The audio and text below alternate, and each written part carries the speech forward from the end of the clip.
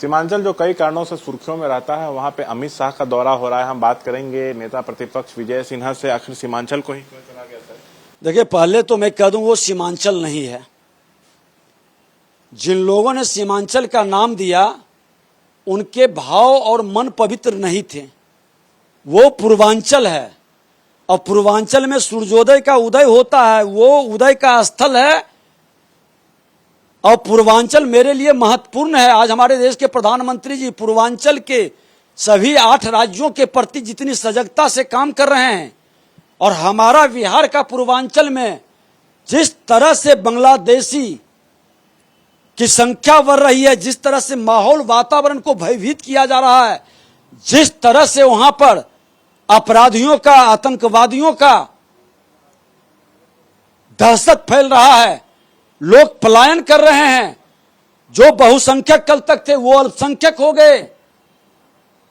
33 वर्ष से बड़े भाई, छोटे भाई जवाब दें कि क्यों अल्पसंख्यक हो गए उस 7-8 जिले के अंदर, क्यों संख्या घटते जा रही है? आप क्या बिहार को बनाना चाहते हैं? मन के अंदर विकार से मुक्त होकर सबका साथ सबका विकास की भाव लीजिए। तुष्टीकरण की राजनीति से सरकार बन सकती है, शासन नहीं चल सकता, समाज का हित नहीं हो सकता। राष्ट्र के अंदर जो भी मां भारती का संतान है, किसी जाति, धर्म, क्षेत्र, भाषा का है, सबको समान भाव से हम आगे बढ़ाएंगे। तुष्टीकरण के भाव से किसी को कलंकित और अपमानित करके किसी को तुष्ट करने का प्रयास नहीं करेंगे। जब राष्ट्रवाद की बात करते हैं, समाज में सामाजिक सद्भाव की बात करते हैं, सबका विकास, सबका हित की बात करते हैं, तो इन लोगों को, जो क्षेत्रीय पार्टी के बड़े भाई, छोटे भाई, बिहार में 33 वर्ष से लोगों को वर्गला कर अपनी रोटी सेकते रहे, घबराहट होती है और वातावरण को दूषित करना चाहेंगे। तुष्टीकरण की बात करेंगे लेकिन उसका आज तक विकास नहीं कर पाते हैं। क्या 33 वर्ष में विकास हुआ है? अल्पसंख्यक समाज के लोग ईमानदारी से समीक्षा करें और पूछें इन लोगों से कि आपने मेरे लिए क्या किया है।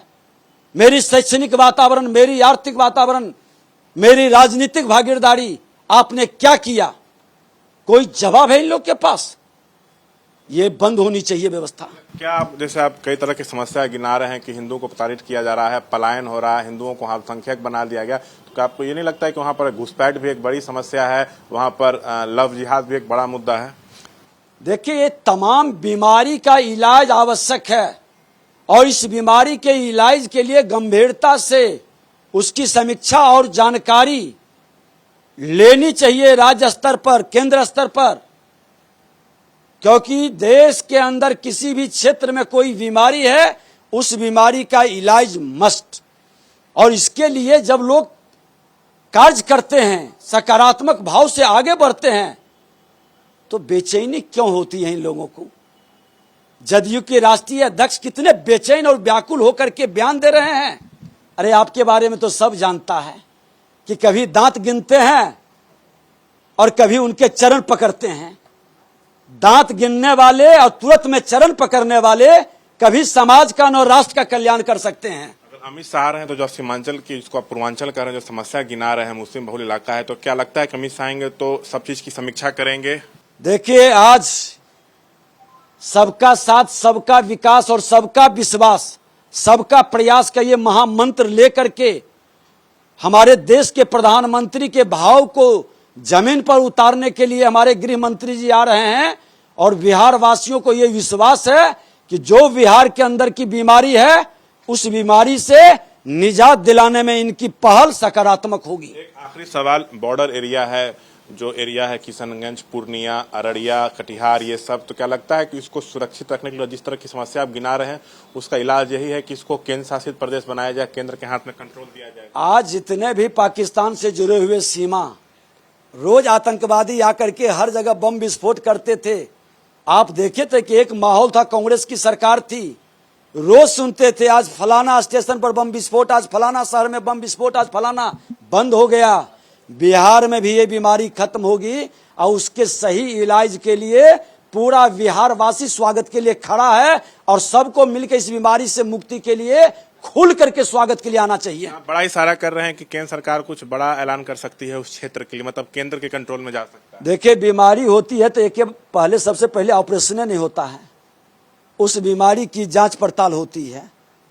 जांच पड़ताल के बाद पूरी बीमारी पता कर लेता है, तब इलाज होता है। दवा से होगा कि सर्जिकल होगा या मेडिसिनल होगा, ये तैयारी होगी।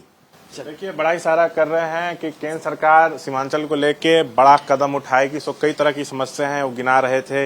विजय सिन्हा कह रहे हैं कि उसकी समीक्षा की जाएगी और उसके बाद किस तरह का दवा करना है, सर्जिकल स्ट्राइक करना है या क्या कदम उठाना है, ये सरकार उठाएगी। मतलब सरकार निर्णय जरूर लेगी, कह रहे हैं विजय सिन्हा। कैमरा पर्सन विशाल राय के साथ शशांक कुमार, एबीपी न्यूज, पटना।